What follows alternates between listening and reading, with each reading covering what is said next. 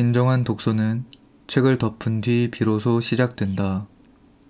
책을 덮고 제1화 가즈오 이식으로 남아있는 나날. 여러분 안녕하세요. 디자이너 신용섭입니다.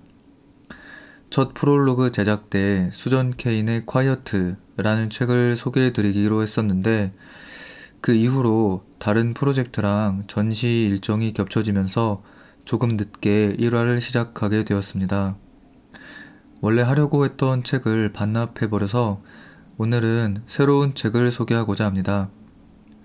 오늘 진행하게 될 책은 가즈오 이시구로의 남아있는 나날입니다. 2017년에 노벨 문학상을 수상했고 주요 저작은 미음사에서 출판하고 있습니다. 가즈오 이시구로는 일본계 영국인 작가입니다. 1954년도에 일본 나가사키에서 태어나 1960년 만 5세 때 영국으로 이주했기 때문에 사실 영국인이고 본인도 자신의 정체성에 대해 그렇게 답한 바 있습니다. 오늘 소개해드릴 남아있는 나날이라는 소설은 1989년에 발표한 작가의 세 번째 소설입니다. 이 작품으로 맨 부커상을 수상하면서 가즈오 이시구로는 세계적인 작가로 떠오르게 됩니다. 맨 부커상은 노벨 문학상과 공쿠르상과 함께 거론되는 세계 3대 문학상 중 하나로 그해 최고의 소설을 가려내는 영국의 문학상입니다. 세계적인 권위를 가지고 있는 상이고 한국에서는 한강 작가가 소설 채식주의자로 2016년에 맨 부커 인터내셔널 상을 수상하기도 했습니다. 가즈오 이시구로의 2017년 노벨 문학상 수상 당시 평가를 읽어드리겠습니다. 기억, 시간, 그리고 삶이라는 기만은 가즈오 이시구로의 작품에서 중심 주제입니다. 영국의 일본 가정에서 자라면서 그의 생각과 관점이 그려졌습니다. 그의 첫 두 소설은 일본에서 시작됩니다.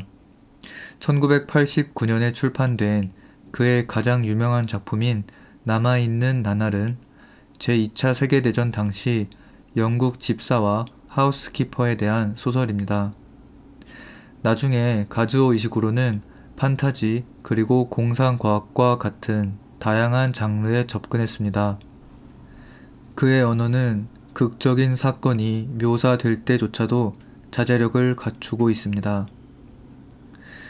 가즈오 이시구로는 노벨상 수상 당시 연설에서 이렇게 말했습니다.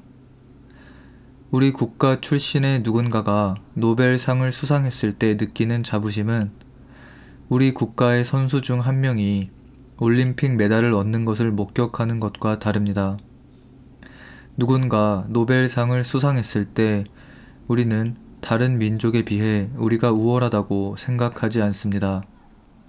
오히려 우리 중 한 사람이 우리의 공통된 인간 노력에 크게 기여했다는 것을 알게 된 것으로 자부심을 느낍니다.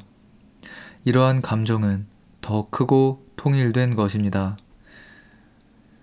일본계 영국인이라는 자신의 성장 배경을 고려한 연설이라고 생각됩니다. 민족적인 경계를 뛰어넘는 통일된 보편성에 대한 추구는 제가 추구하는 디자인과도 결이 잘 맞아서 인상 깊게 들었습니다. 소설의 전반적인 내용을 설명해 드리겠습니다. 노벨 문학상 평가에서 언급된 것처럼 제2차 세계대전의 전과 후를 배경으로 주인공인 영국인 집사가 인력 부족 문제를 해결하기 위해 예전에 오랜 시간 함께 일했던 하우스키퍼에게 다시 함께 일해보자는 제의를 하러 떠나는 6일간의 여정과 그 여정 속에서 그녀와의 지난 날을 회상하면서 앞으로 남아있는 삶의 나날들에 대해 생각하는 내용입니다. 그럼 이제부터 첫 장인 프롤로그를 함께 읽어보겠습니다.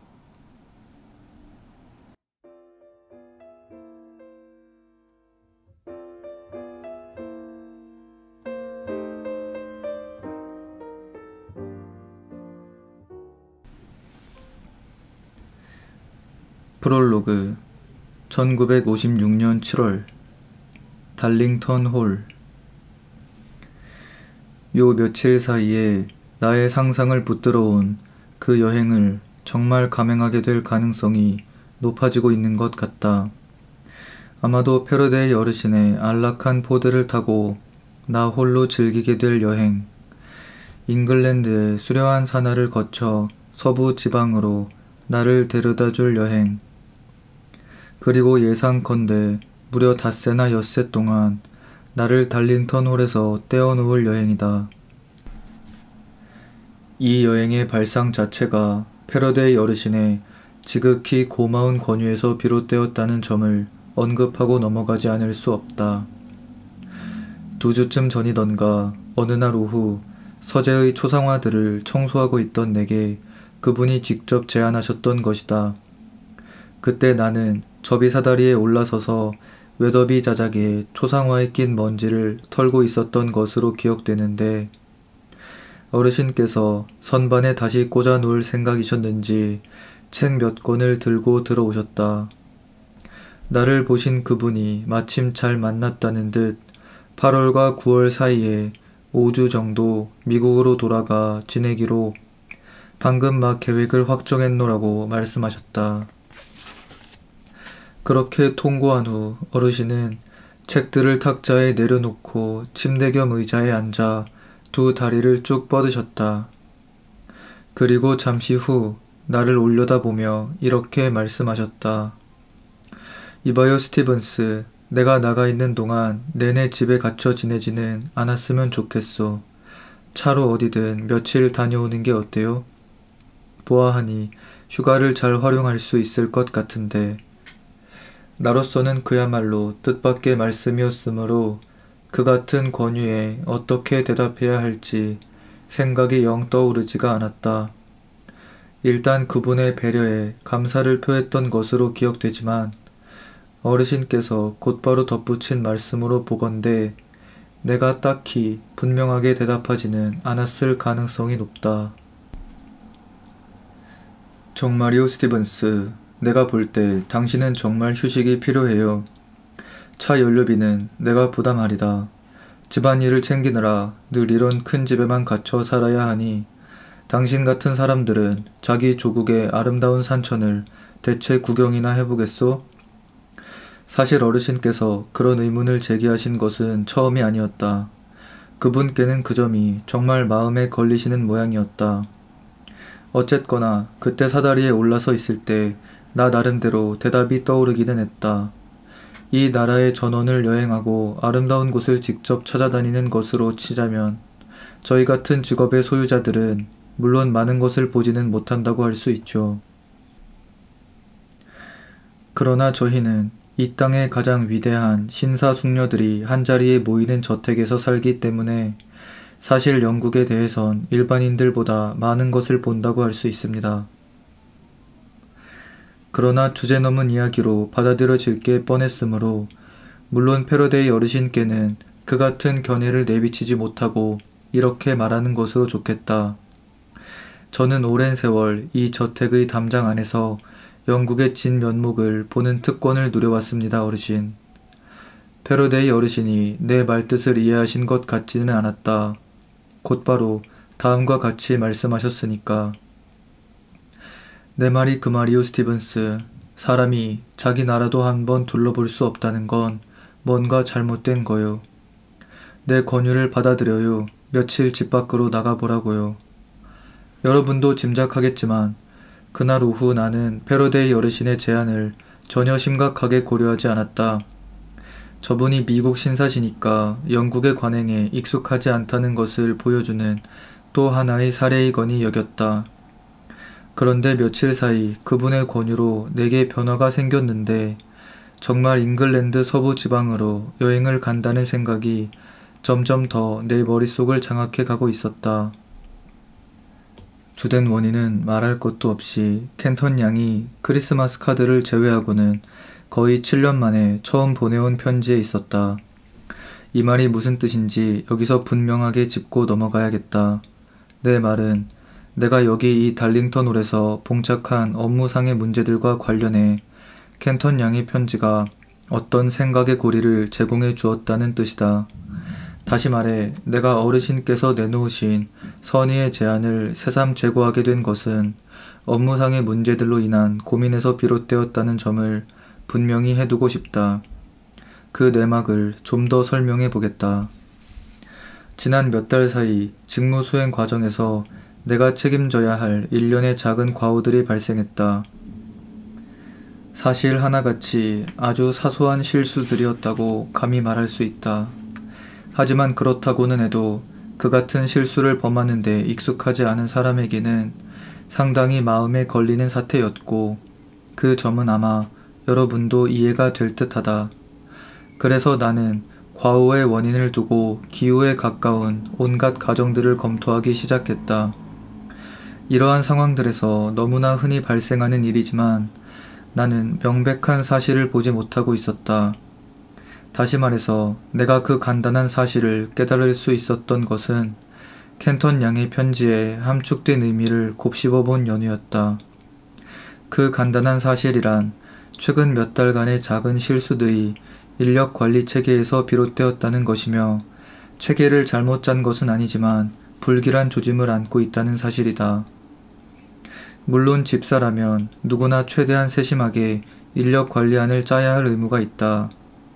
집사가 계획 작성 단계에서 아무렇게나 처리한 탓에 다툼과 허위 고발, 불필요한 해고가 발생하고 전도양양했던 경력이 막혀버리곤 하는 일이 얼마나 많은지 누가 알겠는가.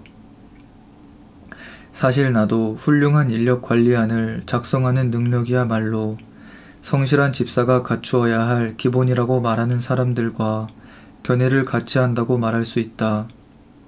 내 경우로 말하자면 오랜 세월에 걸쳐 수많은 관리안을 작성해 왔지만 수정해야 했던 경우는 거의 없었다 해도 결코 지나친 자기 자랑은 아닐 것이다. 그러니 만약 이번 관리안에 결함이 있다면 어느 누구도 아닌 바로 내 탓이라고 할 수 있다. 다만 이번 경우는 유난히 어려운 작업에 속했다는 점도 감안하고 넘어가는 것이 공정할 것이다. 지금까지의 사정은 이러했다. 거래, 즉 달링턴 가문이 200년 넘게 소유해왔던 이 저택을 패러데이 어르신께서 인수하신 거래가 끝나자 어르신은 당장 입주하시지는 않고 미국에서 넉 달 정도 더 머물며 여러가지 일을 마무리할 계획이라고 전해오셨다. 그러나 전 주인을 모셔온 직원들의 높은 명성은 패러데이 어르신도 들으신 바이기에 이 직원들이 달링턴홀에 계속 남아주기를 강력히 원하셨다. 그런데 그분이 말씀하신 직원들은 사실 최소한의 뼈대만 갖춘 팀에 불과했다. 거래가 진행되고 마무리될 때까지 저택을 관리하라며 달링턴 경의 친지들이 남겨놓은 인원은 고작 6명이었으니까. 그 후 매입 절차가 완결되고 나자 클레먼츠 부인을 뺀 나머지 직원들은 모두 다른 일자리를 구해 이곳을 떠났는데 패러데이 어르신으로 하여금 그 일을 막도록 하는데 나로서는 할 수 있는 일이 거의 없었다는 유감스러운 이야기를 해야겠다.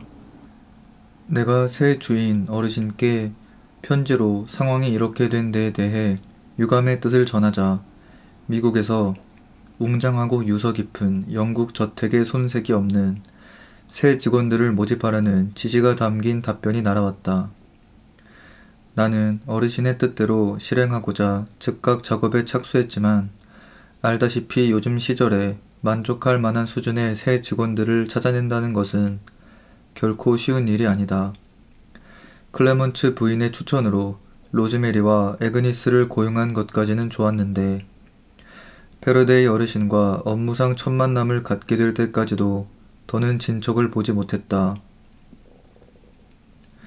그 만남은 작년 봄에 패러데이 어르신께서 예비 방문차 잠시 우리 땅에 다니러 오셨을 때 이루어졌는데 텅 비어서 낯선 느낌을 주는 달링턴 홀의 집무실에서 내가 어르신과 첫 악수를 나눈 것도 바로 그때였다. 그러나 당시 우리는 이미 서로 낯설다고 할 수는 없는 사이였다. 그동안 직원 모집 문제 외에도 몇 가지 사안들이 있어 새 주인 어르신께서 나의 자질을 필요로 하고 감히 말하건대 내게 다행히도 있었던 자질, 즉 믿음직하다고 여기신 적이 몇 차례 있기 때문이다. 어르신께서 나를 보시고는 대뜸 믿는다는 듯한 태도로 실질적인 이야기로 들어갈 수 있었던 것도 아마 그 때문이었을 것이다. 그래서 우리의 만남이 끝날 무렵이 되자 어르신은 장차 당신이 와서 생활하는 데 필요한 것들을 챙기라며 결코 적지 않은 액수의 돈을 내게 맡기고 관리하게 하셨다. 아무튼 이야기의 요지는 바로 이 첫 면담 때 내가 당시 쓸만한 직원을 모집하는 과정에서 겪고 있던 애로사항을 털어놓았다는 것이다. 어르신은 잠시 생각해 보시더니 현재 있는 4명의 직원, 다시 말해 클레멘츠 부인과 새로 뽑은 젊은 처녀 둘, 그리고 나만으로 집안일이 굴러갈 수 있도록 최선을 다해보라고 하셨다. 어르신의 표현에 따르면 이를테면 일종의 당번제 같은 인력 관리안을 짜보라고 내게 요청하신 것이다. 그렇게 될 경우 저택의 일부 구역에 볼을 씌우게 되리란 건 나도 잘 알지만 그러한 손실을 최소화할 수 있도록 당신의 모든 경륜과 전문 지식을 발휘해 줄 수 있겠소? 돌이켜보면 나는 한때 17명의 직원을 거느렸던 사람이다. 그리고 이곳 달링턴 홀에서 28명의 직원이 일했던 것이 그리 오래전 일도 아니다. 그런 집을 4명의 직원으로, 다시 말해 가장 최소한의 인원으로 굴릴 수 있는 방안을 짜보라니 생각만 해도 엄두가 나지 않았다. 내 딴에는 티를 내지 않으려고 안간힘을 썼지만 나의 회의적인 생각이 은연중에 드러났던 모양이다. 안심시키려는 듯 패러데이 어르신께서 곧바로 다음과 같이 덧붙였기 때문이다. 필요하다고 판단되면 직원을 추가로 고용할 수도 있어요. 그러나 또 한번 되풀이하셨다. 4명으로 되게끔 해주면 나로서는 정말 고맙겠소. 우리 대부분이 그렇지만 물론 나도 옛날 방식을 지나치게 많이 바꾸는 것을 좋아하지는 않는다. 그러나 일각에서 목격되듯 단지 전통 그 자체를 위해 전통에 매달리는 식의 집착은 아무런 가치가 없다. 전기와 현대식 난방장치가 일상화된 이 시대에 한 세대 전에나 필요했을 많은 인원을 고용할 필요는 없는 것이다. 실제로 나는 한동안 오로지 전통을 고수하기 위해 불필요한 인원을 계속 유지하여 그 결과 고용인들의 건강을 해칠 정도로 시간이 남아도는 것이야말로 우리의 직업 수준을 심각하게 떨어뜨리는 중요한 요인이라고 믿던 사람이다. 게다가 패러데이 어르신은 지난날 달링턴 홀에서 자주 볼 수 있었던 것 같은 대규모 사교 행사는 앞으로 극히 드물 것이라고 분명하게 못 박으셨다. 그 후 나는 패러데이 어르신께서 맡기신 과업을 꽤 헌신적으로 수행했다. 인력 관리안을 짜는데 할애한 시간도 물론 많았지만 다른 직무를 수행하면서나 일과를 마치고 잠자리에 들어서도 그 문제를 제고하느라 적지 않은 시간을 바쳤다. 괜찮은 실행안이 되어간다 싶을 때마다 혹시 놓친 부분이 있는지 철저하게 파헤치고 생각할 수 있는 모든 각도에서 검증해보곤 했다. 그러다 마침내 비록 패러데이 어르신의 요청에 정확하게 부응하지는 못할지 몰라도 내가 볼 때 사람이 짜낼 수 있는 최상의 계획이라고 판단되는 안을 도출해냈다. 이 안에 따르면 저택 내부의 매력적인 구역들이 거의 온전한 기능을 유지할 수 있었다. 뒤쪽 복도와 조용한 방 2개, 낡은 세탁실을 포함한 널찍한 하인 숙소와 3층 객실 복도에는 먼지 가리개 볼을 씌우기로 했고 1층 주요 방들과 넉넉한 수의 객실들은 모두 그대로 남겼다.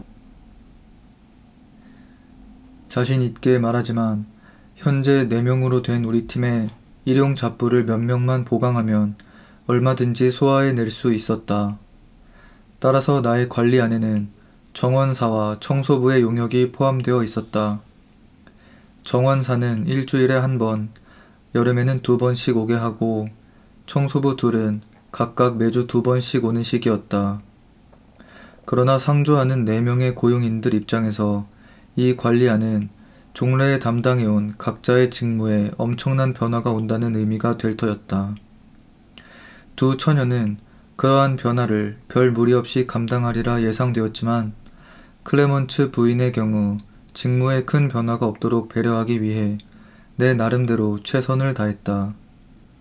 그야말로 관대한 집사가 아니고는 기대할 수 없을 정도로 갖가지 직무들을 내가 직접 떠맡으면서 말이다. 지금까지도 나는 그것을 형편없는 관리안이라고는 말하지 못한다. 어쨌거나 4명의 직원으로 기대 이상의 분야까지 다룰 수 있는 안이니까. 여러분도 동의하지 않을 수 없겠지만 정령 최고의 인력 관리안이 되기 위해서는 고용인 중 누가 몸이 아프거나 이런저런 이유로 평소보다 몸 상태가 좋지 못한 날들까지 고려하여 착오가 생길 경우까지 분명하게 제시할 수 있어야 하는 법이다.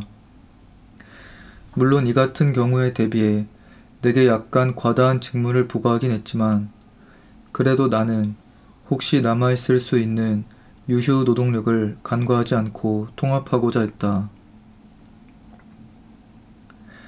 내가 특히 신경을 쓴 부분은 클레먼츠 부인이나 두 처녀 쪽에서 종래의 범위를 넘어서는 직무들을 맡게 된 데 반감을 가질 수 있다는 것. 거기에 자신의 부담이 크게 늘어난 듯한 느낌이 덧붙여질 수도 있다는 점이었다. 그래서 인력관리안을 붙들고 씨름할 당시 나는 클레먼츠 부인과 처녀들에게 더 절충적인 이 역할들을 채택하는 데 따르는 거부감만 극복한다면 이번 직무 배분이 아주 고무적일 뿐 아니라 부담도 크지 않다는 점을 이해시키고자 상당히 많은 시간을 고심했다. 그러나 지금 생각해보면 내가 클레먼츠 부인과 처녀들의 지지를 확보하는데 너무 집착한 나머지 나 자신의 한계를 엄격하게 평가하지 못했던 것이 아닌가 싶다. 물론 내가 그런 문제들의 경험도 많고 조심성이 몸에 밴 덕분에 현실적으로 감당하기 힘들 만큼 일을 떠맡게 되는 것은 피할 수 있었지만 그렇다 해도 나 자신에게 여유를 주는데 소홀했다고 할 수 있다.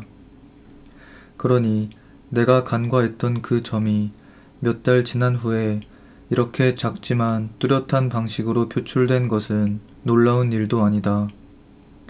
결국 문제는 내가 나 자신에게 감당하기 힘든 업무를 맡긴 데 있을 뿐 달리 복잡하게 생각할 필요는 없다고 본다. 인력관리안에 그처럼 명백한 단점이 있는데도 그동안 눈치채지 못하고 지냈다는 사실에 놀라움을 표할지도 모르겠지만 일정 기간 지속적으로 생각을 모아야만 하는 문제들에서는 그런 일이 심심찮게 일어나는 법이다. 결국 아주 우연하게 어떤 외부 사건으로 자극받기 전에는 결코 실상이 머리에 떠오르지 않는다. 이번 경우가 바로 그랬다. 다시 말해 속내를 쉽게 드러내지 않은 긴 문구들로 채워졌는데도 달링턴 홀에 대한 향수가 여실히 묻어나는 켄턴 양의 편지를 받음으로써 나는 비로소 내가 짠 관리안을 새로운 눈으로 볼 수 있었다. 자신 있게 말할 수 있지만 그 편지에서는 다시 이곳으로 돌아오고 싶어하는 그녀의 바람이 군데군데 뚜렷이 감지되었다. 새로운 직원이 맡아주어야 할 핵심 역할이 정말로 있구나 하는 생각이 그제야 스쳤다. 결국 내가 최근 들어 겪었던 모든 난제들의 중심에 바로 이 인력 부족이라는 문제가 놓여 있었던 것이다. 그리고 생각해 볼수록 점점 더 명백해지는 사실이 있었으니 이 집에 무한한 애정을 가졌을 뿐 아니라 타의 모범이 될 만한 요즘에는 거의 찾아보기 힘들 정도의 프로 정신을 갖춘 켄턴 양이야말로 달링턴 홀에 완벽하게 만족스러운 인력 관리안을 완성하는데 꼭 필요한 요소라는 점이었다. 여기까지 상황이 분석되자 나는 어느새 패러데이 어르신께서 며칠 전에 말씀하신 친절한 제안을 다시 생각하고 있었다. 자유로운 자동차 여행이라면 나의 직무 면에서도 아주 유용한 여행이 될 수 있을 것이란 생각이 들었기 때문이다. 다시 말해 서부 지방으로 차를 몰아가다 중간에 켄턴 양에게 들러 정말 여기 달링턴 홀의 일자리에 복귀할 생각이 있는지 그녀의 본심을 직접 탐색해 볼 수 있을 터였다. 나는 착오가 없도록 하기 위해 켄턴 양이 보내온 편지를 5번 더 읽었다.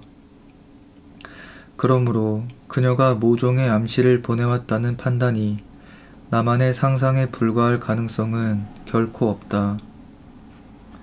그러나 며칠 동안은 패러데이 어르신 앞에서 그 얘기를 다시 꺼내기가 대단히 힘들었다.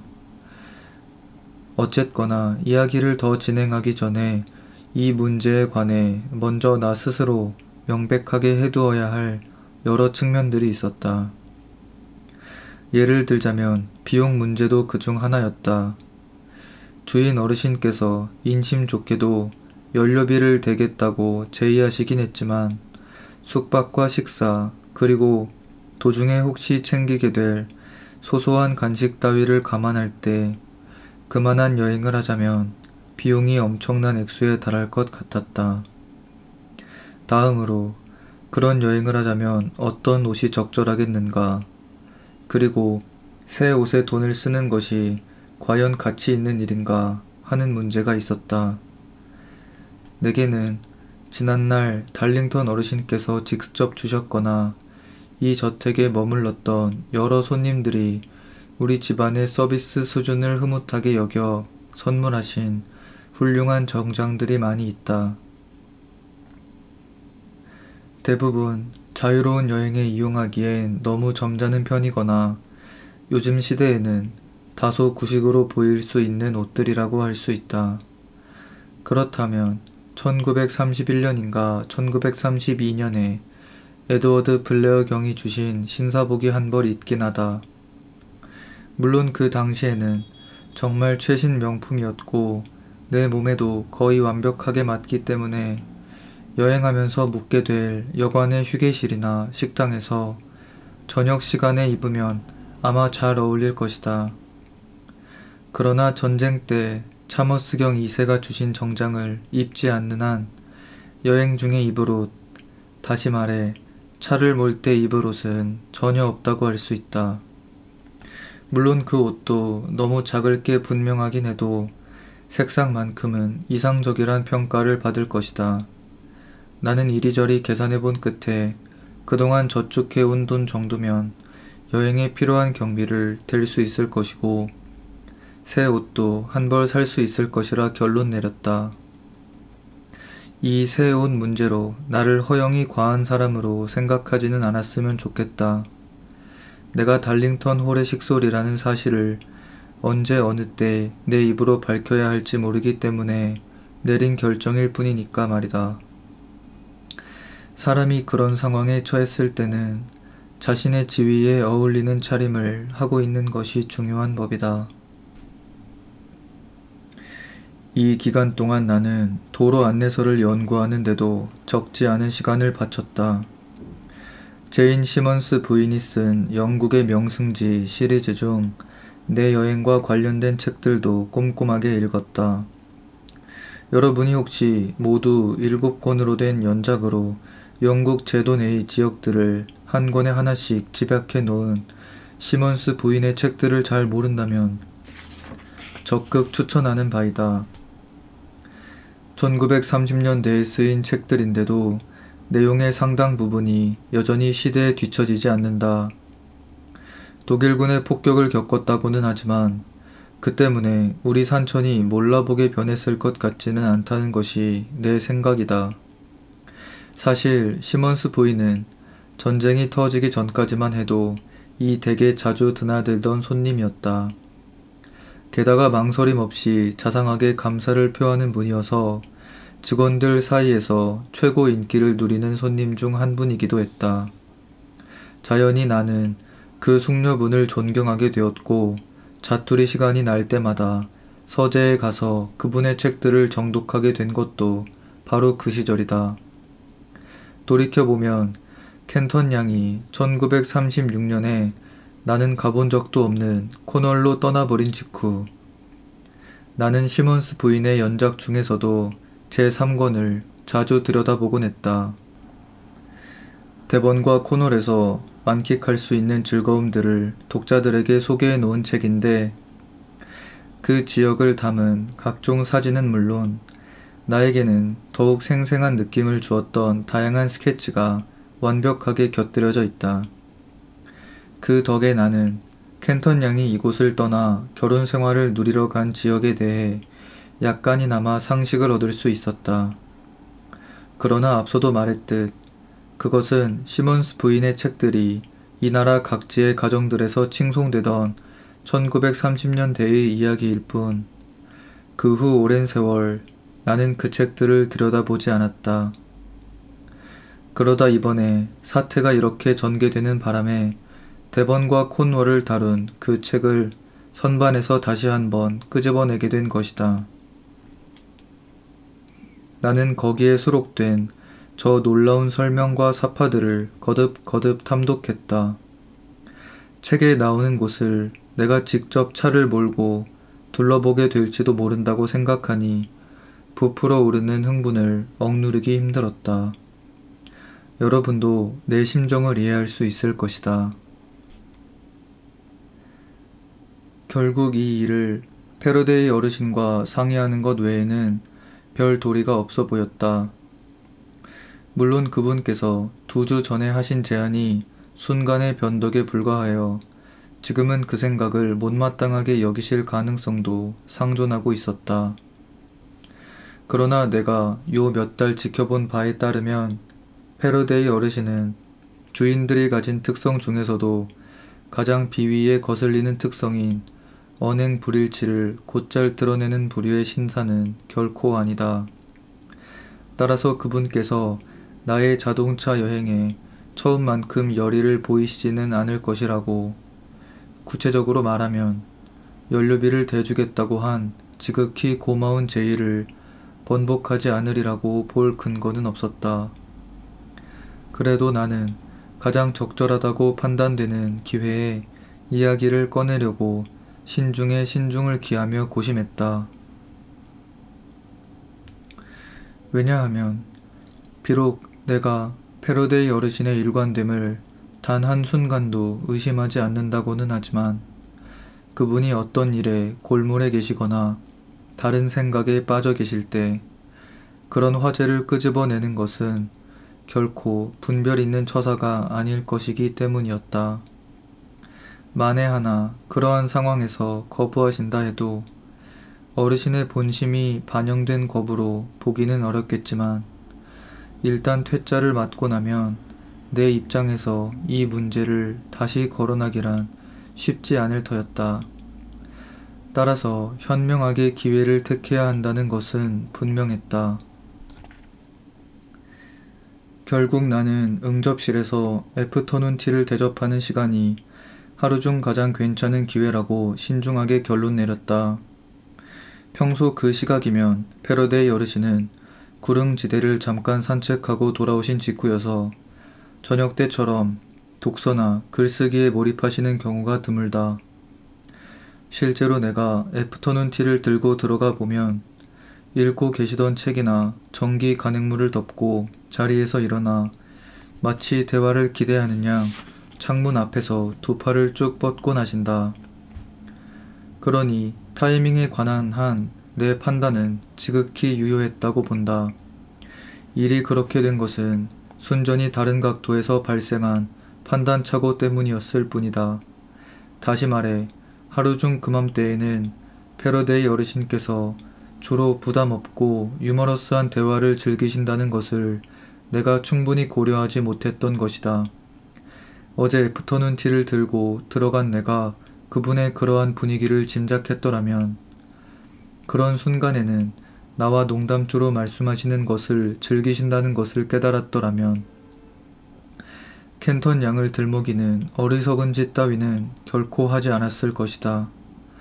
그러나 결론적으로 주인 어르신께 관대한 호의를 청하러 들어간 내 입장에서는 요청의 배후에 훌륭한 업무상의 동기가 깔려 있다는 점을 암시하고 싶었고, 그것이 자연스러운 심리라는 것은 여러분도 아마 이해가 될 것이다. 그래서 나는 자동차 여행지로 서부 지방을 택하게 된 이유들을 설명하는 과정에서 시몬스 부인의 책에 실린 몇 가지 매혹적인 내용을 언급하는 것으로 끝내지 않고, 달링턴 홀의 전직 총무가 그 지역에 거주한다는 것까지 밝히는 실수를 범하고 말았다. 아마도 그때 나는 이 여행이 현재 집안에서 발생하는 우리의 작은 문제들의 이상적인 해결책이 될지도 모를 방안을 탐색하는 기회가 될 것이라는 점을 패러데이 어르신께 설명하고 싶었던 것 같다. 문득 내가 계속 떠들어대는 것이 얼마나 부적절한지를 깨달았을 때는 이미 켄턴 양을 언급한 후였다. 사실 나는 켄턴 양이 정말 우리와 다시 합류하고 싶어 하는지에 대해서도 정확히 알지 못했을 뿐 아니라, 직원을 늘리는 문제에 대해서도 1년여 전에 첫 만남 이후로 패러데이 어르신과 상의조차 못해본 터였다. 그런 상황에서 달링턴 홀의 미래를 두고 내 생각만 소리 높여 떠들어댄 것은 아무리 좋게 보더라도 주제넘은 짓으로밖에 보이지 않았을 것이다. 그러다 벼랑간 입을 다물어 버렸으니 부자연스러운 느낌마저 주었을 것이다. 어쨌거나 겨우 기회를 잡은 패러데이 어르신께서 나를 향해 한박 웃음을 지으시더니 다소 신중한 투로 말씀하셨다. 이런 스티븐스, 여자친구 얘기로군요. 게다가 당신 나이에 말이오. 참으로 당혹스럽기 짝이 없는 상황이었다. 예전에 달링턴 어르신은 고용인을 이런 상황으로 몰고 가신 적이 결코 없었다. 내가 패러데이 어르신의 품위를 깎아내리려고 하는 말은 절대로 아니다. 패러데이 어르신은 어쨌든 미국 신사이시고, 따라서 그분의 방식은 많이 다르다는 것을 심심찮게 보아왔으니까. 그분이 무슨 악의를 가지고 하신 말씀이 아니란 것은 의심의 여지가 없다. 그렇다 해도 내 입장에서 얼마나 불편한 상황이었을지 여러분은 짐작하고도 남을 것이다. 당신이 그런 숙녀의 남자일 거라고는 정말 생각해보지 못했소, 스티븐스. 그분께서 계속 말씀하셨다. 마음만은 젊게 살자, 뭐 그런 거겠지? 하지만 그런 애매한 미래에 나서는 당신을 돕는 게 잘하는 짓인가 모르겠소. 나로서는 당연히 그분이 내게 덮어 씌우시는 그러한 동기들을 즉각 단호하게 부인하고 싶었다.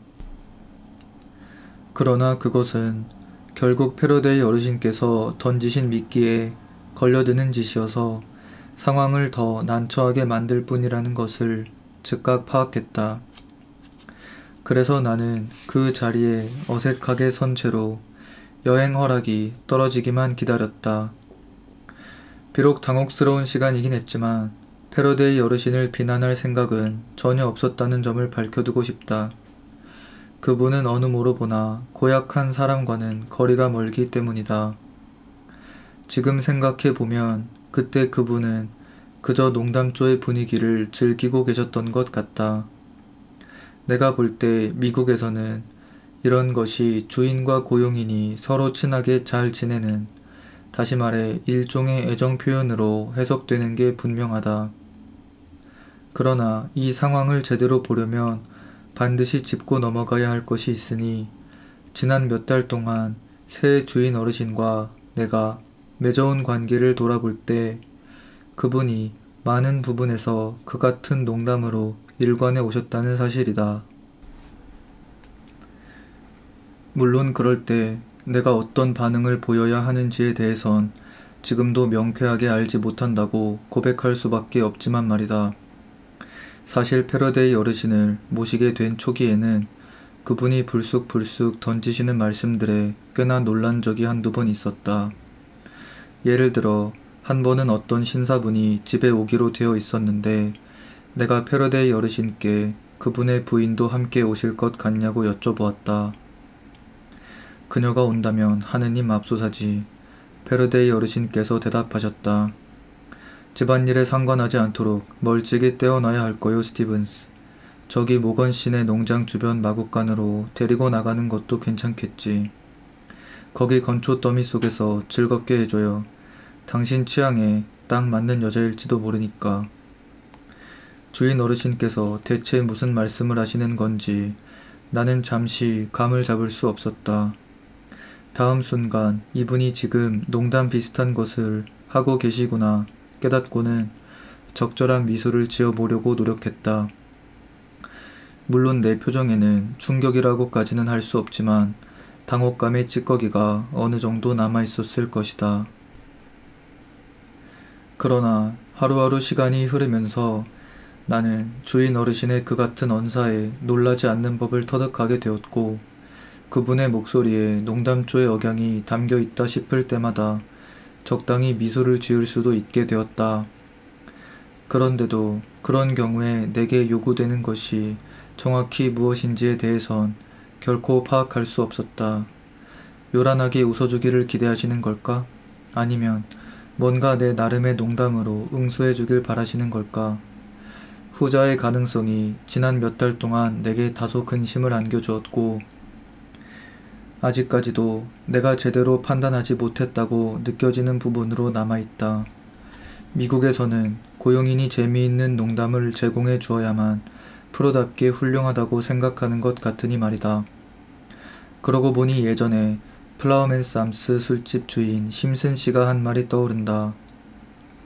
만약 내가 미국인 바텐더라면 여러분한테 항상 이렇게 친절하고 예의 바르게 말하지는 않았을걸요. 고객들이 바텐더에게 기대하는 역할을 수행한답시고 아마도 여러분을 술주정뱅이니 놈팡이니 하고 부르면서 여러분의 악행이나 결점을 거친 말로 공격하곤 했겠지요. 그리고 몇 년 전에 레지널드 모비스 경의 시종 자격으로 미국을 여행하고 돌아온 레인치가 했던 말도 생각난다. 뉴욕의 택시 기사들이 일반적으로 승객에게 말하는 태도를 보면 런던에서 그랬다가는 두 팔이 묶여 가까운 경찰서로 끌려가는 신세까지는 안 되더라도 한바탕 소동이 벌어졌을 게 뻔하다는 생각이 절로 들지요.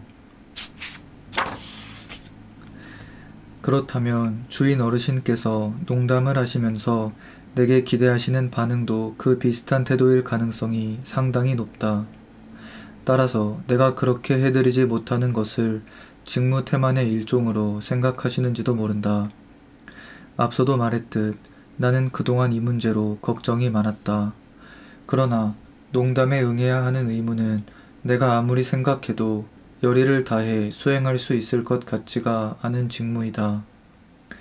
끊임없이 변하는 이 시대에 발맞추어 전통적으로 내 영역에 포함되지 않았던 직무들을 새로 받아들인다는 것은 물론 아주 좋은 일이다. 그러나 농담이란 것은 또 다른 차원의 문제이다. 무엇보다도 어떤 구체적인 상황에서 지금이 바로 농담으로 응해야 할 때인지 아닌지를 어떻게 정확하게 판단할 수 있단 말인가. 그리고 섣불리 농담을 받아쳤다가 완전히 부적절한 응수로 판명되는 경우도 있을 것인데 내가 그러한 대재앙에 가까운 가능성을 붙들고 숙고할 필요가 과연 있을까? 그러나 별로 오래전도 아닌 어느 날 나도 그런 응수를 한번 해보려고 용기를 낸 적이 있다. 내가 조반 전용실에서 패러데이 어르신께 모닝커피를 대접하고 있을 때 그분이 이렇게 말씀하셨다. 오늘 아침에 그 까마귀 소음을 낸 게 설마 당신은 아니었겠지요, 스티븐스? 이른 아침에 지나간 집시 부부를 두고 하시는 말씀인 것 같았다. 그들이 저들의 관습에 따라 고함을 지르며 각 가정에서 벌이는 쇠붙이를 수집하고 다녔던 것이다. 공교롭게도 그날 아침 나는 주인 어르신의 농담에 응수를 하는 게 맞냐 틀리냐를 두고 고심하던 참이었다. 이렇게 기회를 주시는데도 계속 반응이 없는 나를 어르신은 과연 어떻게 생각하실까 심각하게 걱정되었다. 그래서 나는 좀 재치 있는 대답을 모색하기 시작했다. 혹시 내가 상황을 오판했더라도 상대에게 불쾌감을 주지 않을 수 있는 안전한 표현을 찾아야 한다. 내가 잠시 동안 생각한 끝에 말했다. 까마귀보다는 제비에 가깝다고 말씀드리고 싶군요, 어르신.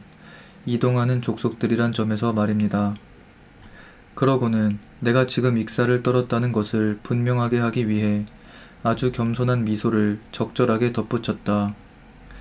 패러데이 어르신께서 가당치 않은 존경심을 느끼고 터져나오는 웃음을 억누르시는 것을 보고 싶지는 않았기 때문이다. 그런데 어르신께서는 나를 올려다보며 이렇게만 말씀하셨다. 지금 뭐라고 했소, 스티븐스? 그제야 나는 아침에 지나간 사람들이 집시였다는 것을 모르는 사람에게는 나의 익살이 쉽게 이해되지 않는 것이 당연하다는 생각이 스쳤다. 그렇다면 이제 이 농담을 어떻게 수습해야 할지 난감하기만 했다. 결국 나는 이 상황을 정지시키는 것이 최선이라고 결론 내렸다. 그래서 급한 용무가 막 생각난 척 양해를 구한 뒤 어리둥절해 보이는 어르신을 남겨둔 채 나와버렸다. 그러니 내게 요구되는 전혀 새로운 직무로 향하는 출발치고는 너무나 실망스러운 출발이었다. 얼마나 낙심했던지 솔직히 말해 그 후로는 2번 다시 그 방면으로 시도해보지 못했다. 그러나 어르신께서 당신의 다양한 농담들에 대한 나의 반응에 만족하시지 않는 것 같은 느낌을 떨쳐내기 어렵다. 최근 들어 주인 어르신의 고집이 점점 세지는 것도 어쩌면 당신의 사고방식에 좀 더 맞춰달라는 그분 나름의 촉구일지도 모른다. 어쨌거나 집시와 관련된 그 첫 익살 이후로 지금까지 나는 새로운 익살을 때맞춰 재빨리 생각해낼 수가 없었다. 이와 같은 어려움들이 요즘 들어 더더욱 고민스럽게 느껴지는 것은 옛날에는 동료 직업인들과 더불어 의논하고 견해를 확인하고 했지만 지금은 그런 수단이 전혀 없기 때문이다. 사실 그다지 옛날도 아니지만 아무튼 그때는 직무상에 이런 애매한 문제들이 발생하더라도 존경스러운 견해를 가진 동료 전문가가 이제 곧 자기 주인을 모시고 우리 집을 방문할 것임을 알기에 그래서 문제점을 논할 기회가 충분히 있을 것임을 알기에 위안이 되곤 했었다. 당연한 얘기지만 신사숙녀들이 쉴 새 없이 찾아들고 여러 날 묵고 가는 경우가 많았던 달링턴 나리 시절에는 찾아온 동료들과 더불어 훌륭한 공감대를 이끌어내는 것이 가능했다. 정말 바빴던 시절임에도 불구하고 영국 최고의 전문가 서너 명이 우리 하인 전용홀에 모여 앉아 따뜻한 화덕 옆에서 밤늦도록 얘기하는 장면이 심심찮게 연출되곤 했다. 분명히 말하지만 그런 날 저녁에 만약 여러분이 우리 하인홀에 들어왔더라도 시시한 잡담을 듣게 되는 일은 없었을 것이다.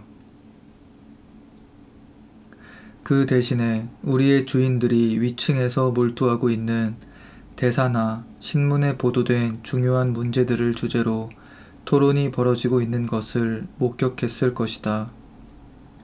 그리고 온갖 인생 행로를 걸어온 동료 직업인들이 한자리에 모이면 흔히 그러하듯 우리의 업에 관련된 갖가지 측면들을 열심히 토론하는 모습도 물론 볼 수 있었을 것이다. 당연한 일이지만 때로 의견이 팽배하게 갈리는 경우도 있었다. 그러나 대개는 서로에 대한 존경이 주조를 이루는 분위기였다. 그 당시 정기적인 방문객 가운데는 제임스 체임스버그 경의 시종 겸 집사였던 해리 그레이엄 씨, 시드니 디킨슨 씨의 시종이었던 존 도널스 씨 같은 인물들도 포함되었다고 말한다면 그런 날 저녁의 분위기가 어떠했을지 좀 더 쉽게 이해가 될 것이다. 그리고 명성은 좀 덜하다 할 수 있을지 몰라도 생기발랄한 성격 덕분에 어디를 방문하든 결코 기억에서 잊히지 않는 사람들도 있었다.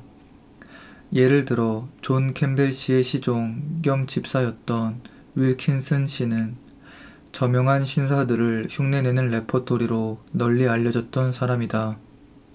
이스털리 하우스에서 온 데이비드슨 씨는 토론에 임하는 자세가 낯선 사람에게는 좀 놀라울 만큼 열성적이었지만 그 외에는 지극히 상냥하고 매력적인 모습으로 또 한 번 사람을 놀라게 만들었다.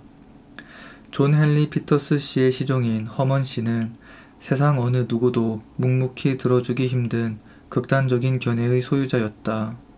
그러나 사람을 포복절도하게 만드는 재주가 남다르고 요크셔 지방 특유의 매력이 있어 누구든 그를 싫어할 수가 없었다. 얘기하자면 끝도 없다. 비록 각자의 접근법에는 다소 차이가 있었지만 그 시절 우리 동업인들 사이에는 진정한 동료의식이 있었다. 말하자면 우리는 본질적으로 모두 같은 천에서 잘려나온 사람들이었다. 그러나 오늘날에는 그렇지가 않다. 드문 일이긴 하지만 손님을 모시고 찾아오는 고용인들을 보면 축구 외에는 별로 얘깃거리가 없고 저녁이 되면 하인 전용 홀 난로가에서 시간을 보내기보다 플라우맨스 암스, 아니 요즘에는 스타인을 찾는 사람들이 점점 많아지는 것 같은데 특히 신참내기들은 그런 곳으로 나가 술이나 마시는 경우가 허다하다. 좀 전에 제임스 체임버스 경의 시종 겸 집사인 그레이엄 씨를 잠깐 언급했다. 지금으로부터 2달 전쯤 제임스 경이 달링턴 홀을 방문한다는 소식을 듣고 나는 뛸 듯이 반가웠다. 내가 그처럼 고대한 이유는 당연하게도 패러데이 어르신의 사교 서클은 달링턴 나리 시절과 완전히 딴판이어서 방문객들이 극히 드물어졌기 때문이기도 했지만 옛날처럼 그레이엄 씨가 제임스 경을 모시고 올 것이라 예상했기 때문이었다. 그렇게 되면 나의 고민거리인 농담 문제에 대해 그의 견해를 들어볼 수 있을 터였다. 그러나 방문 바로 전날 제임스 경이 혼자 오신다는 사실을 알고 나는 놀라움과 실망을 감출 수 없었다.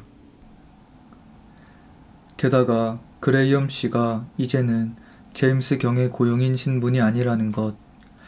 요즘은 제임스 경이 정식 직원을 전혀 쓰지 않는다는 것까지 그분이 와 계시는 동안에 알게 되었다. 나는 그레이엄 씨가 어떻게 되었는지 알아보고 싶은 마음이 간절했다. 비록 서로 잘 알고 지낸 것은 아니었지만 이따금 만나 그럭저럭 지내는 정도는 되었다고 감히 말할 수 있으니까 말이다. 그러나 내 사정이 이렇다 보니 그쪽 정보를 얻을 수 있는 적당한 기회가 도무지 찾아오지 않았다.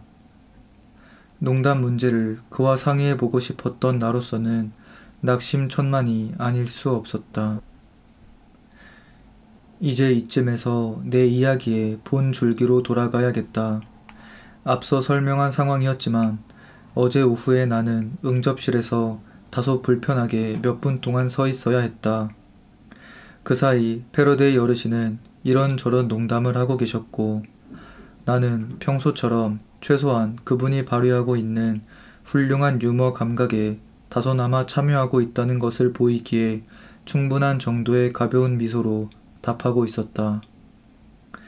그러면서 나의 주인이 과연 이번 여행을 허락해 주실까 조마조마한 마음으로 기다렸다. 예상했던 대로 패러데이 어르신은 그다지 긴 시간을 끌지 않고 허락해 주셨다. 게다가 예전에 하신 약속을 잊지 않으시고 연료비를 대주겠다 라는 관대한 제의까지 거듭 확인해 주셨으니 고맙기 그지없었다.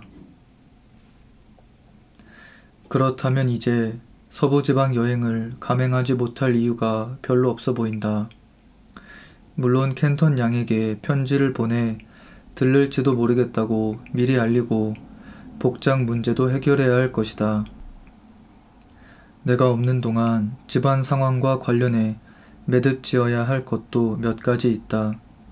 그러나 전반적으로 볼 때 이 여행을 떠나지 못할 큰 이유는 더 이상 없는 것 같다.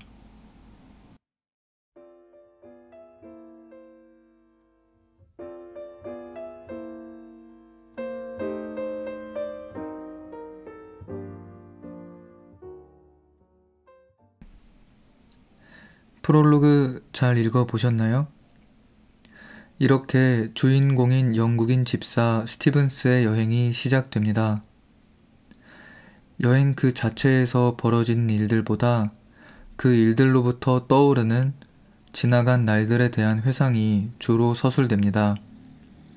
노벨문학상 평가에서 설명하였듯이 극도로 절제된 문체가 시종일관 이어집니다.